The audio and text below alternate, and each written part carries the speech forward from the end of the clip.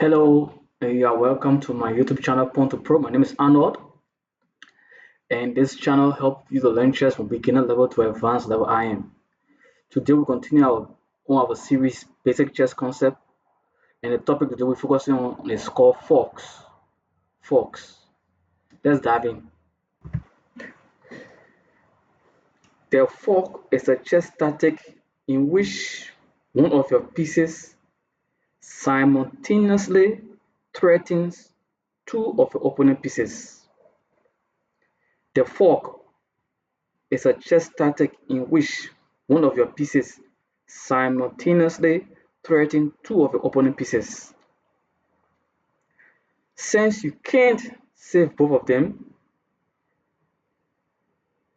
you win a piece. Here is an example of a fork. In the situation I'll be showing you, white can create a fork by moving his knight to d4. From this square, he is attacking both the queen and the rook. Black can save only one of his pieces, so white wins a rook.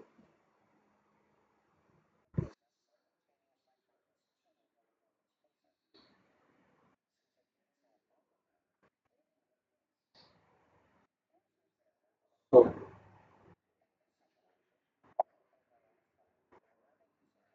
d4, 13, e6, and f. White wins the rook.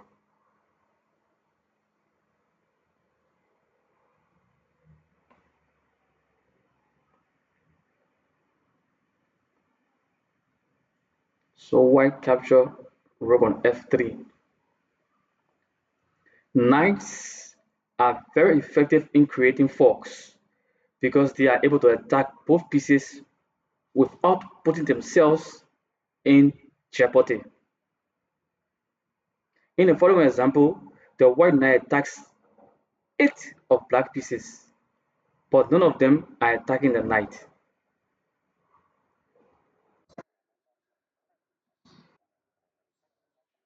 8 pieces.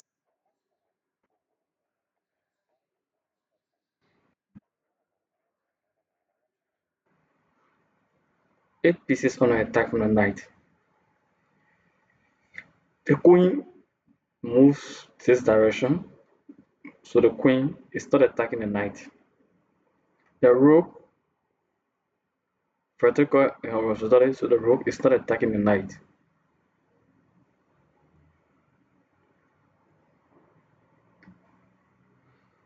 Besides knight, forks can be created using queen, knight, bishop, rooks, and even pawns. All those pieces can create fork. Let's see in the following example. Queens is creating a fork, bishop is creating a fork, rooks creating a pawn.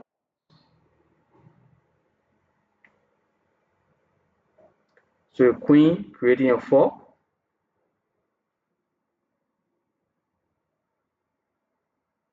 the rook is creating a fork here. The rook on g4 is attacking the queen on g7 and the knight on a4. So this rook is creating a fork.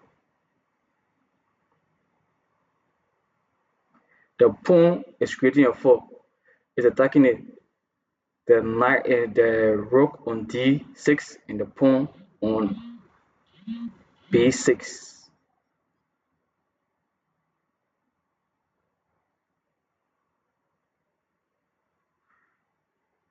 This bishop as well is creating a fork here because it's attacking knight and the queen. So all the pieces can create a fork, but the knight fork is very efficient. The knight fork is very efficient.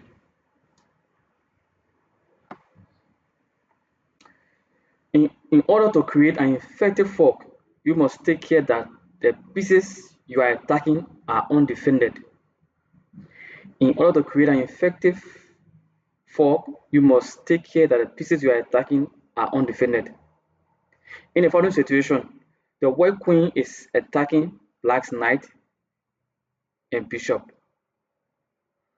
However, black knight is protected by black's rook.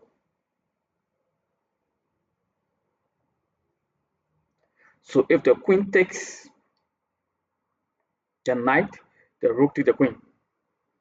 Black can move the bishop out of the harm's way, knowing that white won't take the knight and thereby risking his queen. So queen is attacking this and this. Bishop, the knight is attacking the knight. The rook is attacking the knight.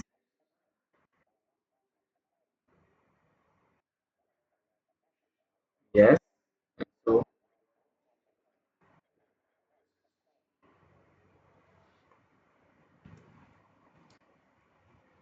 white won't take the knight because rook will take queen.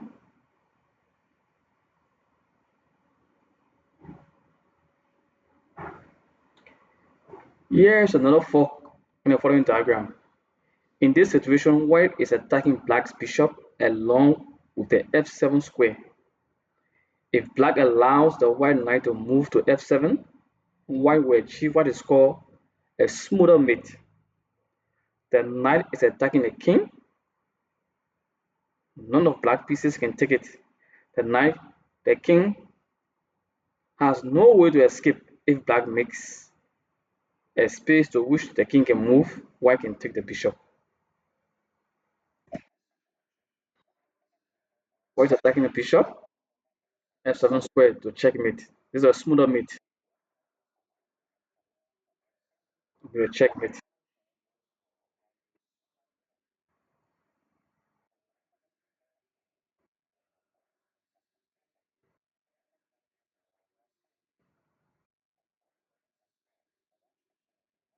Then we take the bishop.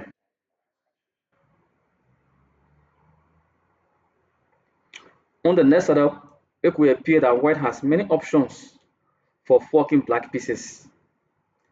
However, not all forks are created equal. If the white now moves to a6,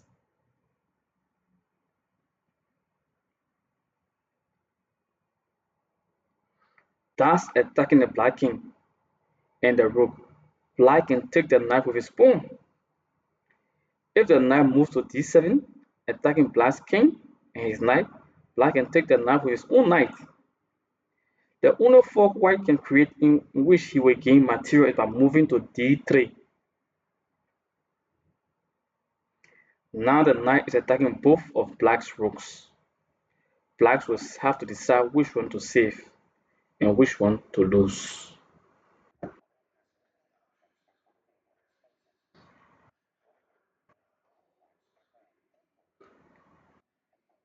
Knight to a6, pawn capture, pawn. Knight takes, and then knight takes d7. It's knight to d3, forking the two rooks.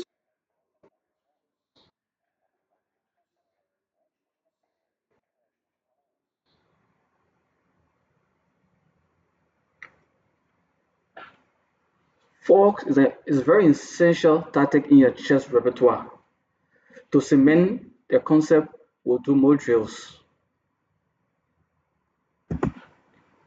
In this drill, it's black to move a piece to create a fork. Black to move a piece to create a fork. Knight to f3, checking the king and attacking the queen. This is a fork.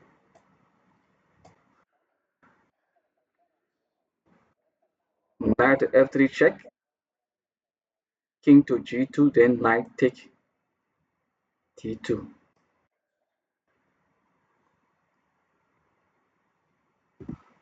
In this situation, white to move a piece to create a fork. Knight to e4, check. Knight e4, checking the king and attacking the queen. So this is a fork. Check, king, king to g7, knight take c3. White to move a piece to create a fork. Rook here, no. Knight g6, check. King and the rook is being forked.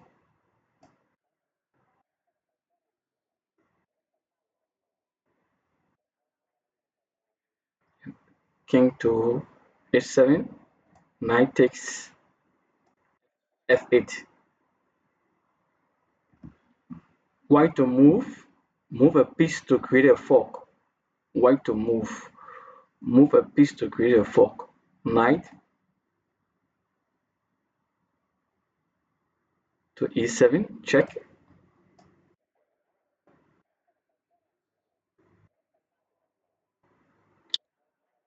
King to f8, knight takes c6. Black to move a piece to create a fork. Knight takes h2, that will be a fork, check, and the queen. Knight moves to d2, check as well. Knight takes, but if knight moves to d2, knight takes d2, so this fork is not, there's no, this square is protected by the knight on b3, so the best is knight to h2 or knight takes h2, check. King to g2, knight takes g. Black to move a piece to create a fork. Knight to b5, forking the rook on c3 and the bishop on a3. But then this square is protected by the bishop on f1. So if knight moves it, bishop takes b5. So knight moves to e4. Knight to e4, forking both rooks.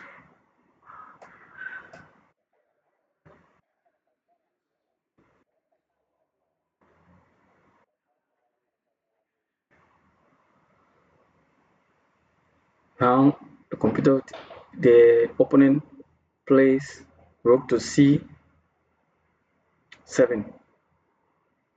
So knight takes f6.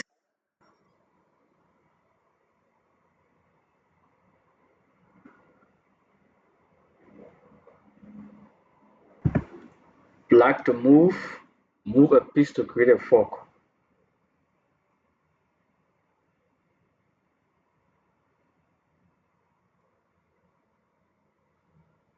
Black to move a piece to create a fork. If black moves this knight this way, knight to f5, queen can check. So you move the knight this way, queen takes c7.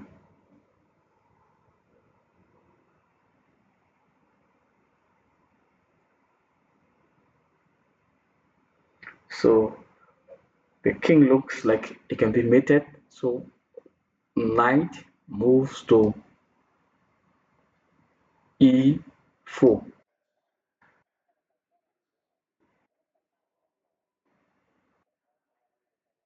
Queen to h4. And now the fork is here, knight to f2, check.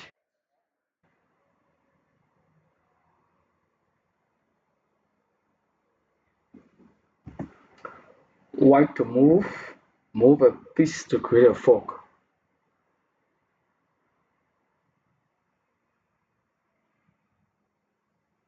White to move a piece to create a fork.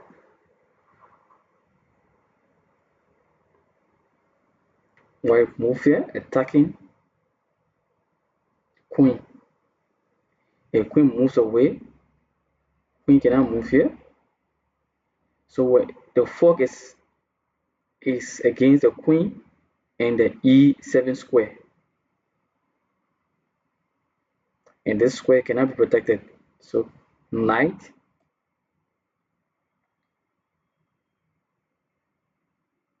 to d5. The queen is on attack.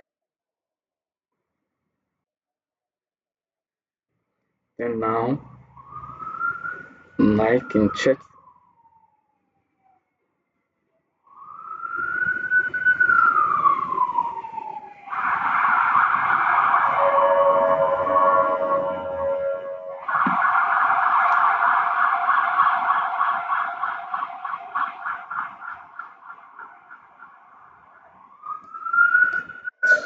Knight to e7 check.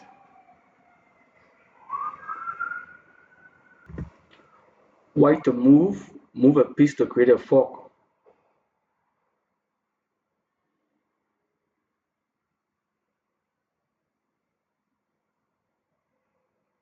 If white plays the knight to d7, forking the queen in the rook, black will move his queen to c8. If the knight moves and capture f8, the queen that will be here now, the queen on c2 takes queen on g4.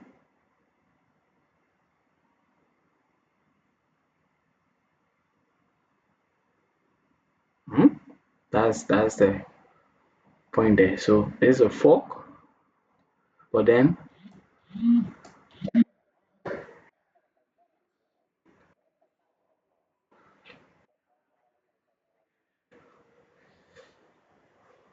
if black had moved her queen to c8, knight was going to capture f6 check. And so queen takes d7. Black to move a piece to create a fork. So the knight to c5, forking the b3 square and the queen.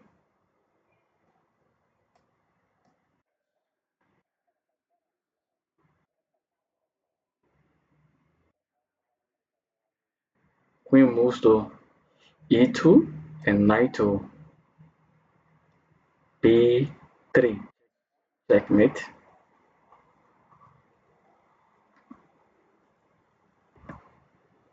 In this situation, white to move a piece to create a fork. White to move a piece to create a fork. If the knight moves to c6, forking the queen and the rook on d8. This square is not safe because the bishop on a8 captured this piece. So the best square that the knight to fork is knight to b3, forking the queen on a5 and the rook on d2. So knight takes d2.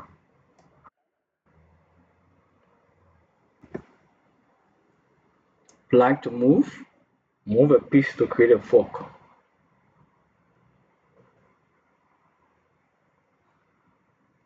If the knight moves to g3, forking the king and the queen, this square is not safe because the knight on e2 will capture this knight on g3.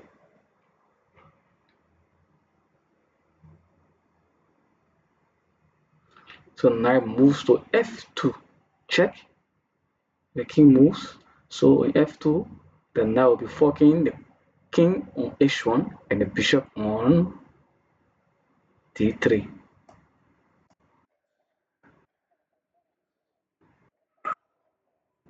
King to h2, knight takes d3. Our last drill, white to move a piece to create a fork. Move a piece to create a fork. Where to move? Knight moves here. Bishop attacking. So knight from knight moves to c6, forking the two rooks.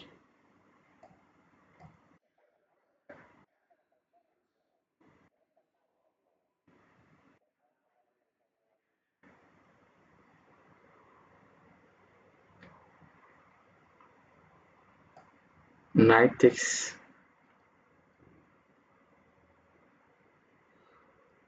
d4.